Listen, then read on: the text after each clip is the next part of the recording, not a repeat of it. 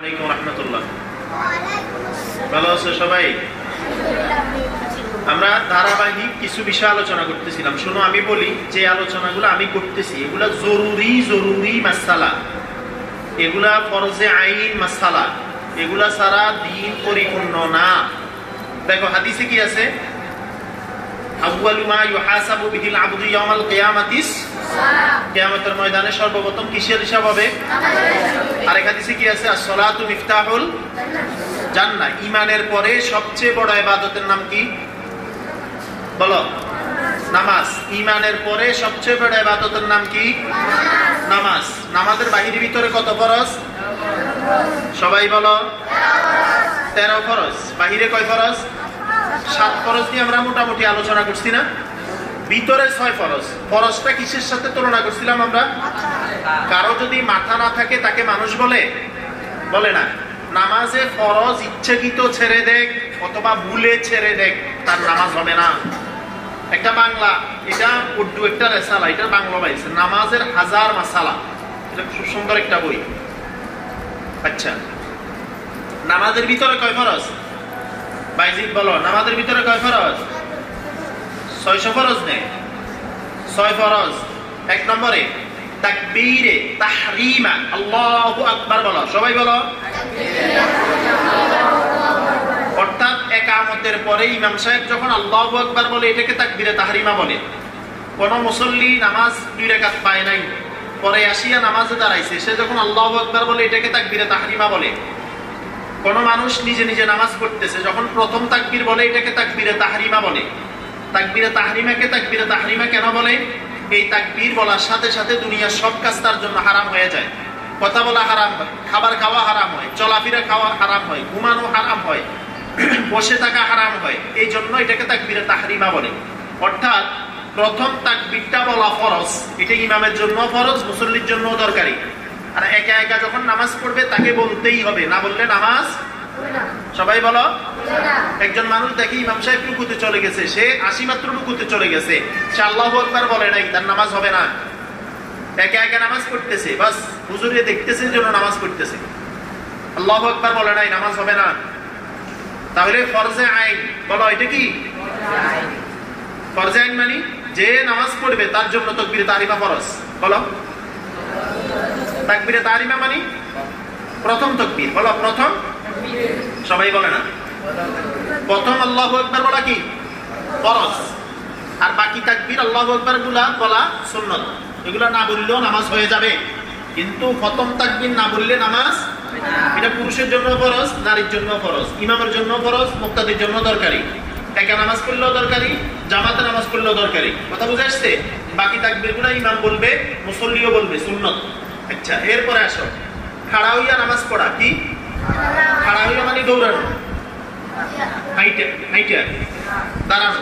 দাঁড়াইয়া নামাজ পড়া ফরজ। ফরজ নামাজ দাঁড়াইয়া পড়া ফরজ। একটা সুস্থ সবল মানুষ যদি ইচ্ছাকৃত বসে নামাজ পড়ে তার নামাজ হবে না। চেয়ারে বসে নামাজ পড়ার জন্য, বসে নামাজ পড়ার জন্য 2টা শর্ত। 1 নম্বর হলো বিজ্ঞ ইসলামিক ডাক্তার বলতে হবে সে যেন বসে নামাজ পড়ে। যদি বসে নামাজ না পড়ে তার কোমরে সমস্যা হবে, পিঠে সমস্যা হবে, কোনো একটা ওজর আছে।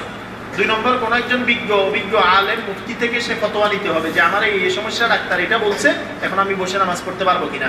আমগো দেশে নামাজ পড়ে অনেক মসজিদে দেখবে সামনে কাতার চেয়ারে ভরপুর, ঠিক না? ওনাকে কেন চেয়ার দিছে? ওনার কাছে কোনো ডকুমেন্ট নেই, ওনার ভালো লাগতেছে না। ওনার কেমনে ভালো লাগে না? উনি ডায়াবেটিসের হাঁটা 3 মাইল হাঁটে, রাস্তা মাপে, বুঝো না? পুরো এলাকায় চষে বেড়ায়। এখন মসজিদে আসলে ওনার শরীর দুর্বল, এই জন্য উনি চেয়ারে বসে নামাজ পড়ে। এটা হবে না। এটা কি হবে না? কোন সুস্থ সবল মানুষ বসে নামাজ পড়তেছে, নামাজ হবে না। অসুস্থ মানুষ ফরজ নামাজ বসে পড়তেছে, নামাজের মধ্যখানে সে সুস্থ হয়ে গেছে, এখন দাঁড়ানোর যোগ্যতা তার তৈরি হয়ে গেছে, ক্ষমতা তৈরি হয়েছে, এই মুহূর্তে সে বসে থাকলে নামাজ হবে না। একটা অসুস্থ মানুষ নামাজ পড়তেছে, হঠাৎ বসে গেছে, অসুস্থতার কারণে বসে নামাজ পড়লে নামাজ হবে। তাইলে কয়েকটা মাসালা কি জানা হইলো। এরপরে কেরাত পড়া। বলো কি? কেরাত পড়া। কেরাত কাকে বলে? পুরা কোরআন শরীফের যে কোনো একটা আয়াত কেরাত। বলো সবাই বলো। বিসমিল্লাহর বা থেকে নাসের সিন পর্যন্ত এই পুরো কোরআন শরীফ যেই কোনো আয়াত, এটাকে কি বলে? কেরাত বলে। কি বলে? আলহামদু এটা কেরাত, লিল্লাহ এটা কেরাত, শব্দ বাক্য এগুলো কেরাত। এখন হলো এই কেরাত পড়া ফরজ, এই কেরাতের পরিমাণ কতটুকু, যেই পরিমাণে পড়লে তার নামাজ হবে। এই কেরাতের পরিমাণ হলো 3 আয়াত পরিমাণ। 3 আয়াতের শব্দ কতটা হবে? কেউ বলছেন 36টা, কেউ বলছেন 42টা। কয়টা বলো না? অক্ষর কয়টা লাগবে? কুল হুয়াল্লাহু আহাদ, ও লাম হা ওয়াও আলিফ লাম লাম হা, এভাবে 42টা অক্ষর। এটাকে কেরাত বলে। বুঝছো নি কথাটা? জি, কেরাত পড়া। এরপরে রুকু করা। বলো কি? অনেক মানুষ রুকুতে গিয়া, তোমরা ওই শয়তানিটা করো, যখন পুরানির বাচ্চারা হেফজখানার বাচ্চারা নামাজ পড়া শুরু করে, যারা আশেপাশে ঘূর্ণিঝড় চলতেছে, মানে বিশাল তুফান চলতেছে, যখন সালাম ফিরে সবার অবস্থা এমন যেন এরা সবাই ফেরেশতা। ঠিক না বাপ সাহেব? এমন না? ঠিক নেই? বাসি ঠিক নেই? হ্যাঁ, আচ্ছা। রুকু করা, অনেক মানুষ এমনি রুকুতে হালকা দুশ্মের মাত্র উঠে যায়, নামাজ হবে না। রুকুতে কমসে কম 1 তাসবিহ পরিমাণ দেরি করতে হবে। কয় তাসবিহ? তাসবিহ কি? সামি আল্লাহ না, সুবহান রাব্বিয়াল আযীম। আযীম না, আযীম। আইনের উপরে জবর, হরকতের উচ্চারণ সামি আল্লাহ লিমান হামিদা না, সামি আল্লাহ লিমান হামিদা। কও কও কও কও, সামি আল্লাহ লিমান। আইনের উপরে পেশ না, হরকত কারে করে? দুই জবর দুই জের দুই পেশ হরকত বলে। কয় জবর কয় জের কয় পেশ হরকত বলে? আজীবন মনে রাখবে, হরকতের উচ্চারণ তাড়াতাড়ি হবে। হরকতের উচ্চারণ কি হবে? আর হরকত টান দিলে এটা একালিক মত হয়ে যাবে। কি কইছি বল? সামি আল্লাহ লিমান হামিদা আর সামি আল্লাহ লিমান, হু কয় লিখে গেল? আওয়া পেশ, হু পেশের নাম্বার জমানো আমাদের হয়ে গেল। এই জন্য কমসে কম 1 তাসবিহ পরিমাণ কোথায় থাকতে হবে? সবাই কথা বলে না, রুকুতে থাকতে হবে। রুকু করা ফরজ, কেরাত পড়া, রুকু করা। কয় সিজদা ফরজ? বলো। অনেক জায়গায় ইন্টারভিউতে আমি কোথাও গেলে আমি এটা জিজ্ঞেস করি, যারা ইন্টারভিউ মুয়াজ্জিনরা জিজ্ঞেস করি, ইমাম জিজ্ঞেস করি, আচ্ছা ভাই বলেন তো, আমি একটু ঘুরে প্রশ্নটা করি, বলেন তো ভাই নামাজে কোন সিজদাটা ফরজ, প্রথমটা না দ্বিতীয়টা, কোনটা ওয়াজিব কোনটা সুন্নাত? এখন এখানে ফেস লাগিয়ে দেয়। অথচ এই মাসালা তো তুমি নুরানি শিশু শ্রেণীতে শিখিয়েছো। নামাজে কয় সিজদা করা? তাহলে তোমার যদি কেউ প্রশ্ন করে নামাজে প্রথম সিজদা ফরজ না দ্বিতীয় সিজদা ফরজ, তুমি কি কইবা? কয় সিজদা ফরজ? 2 সিজদা ফরজ।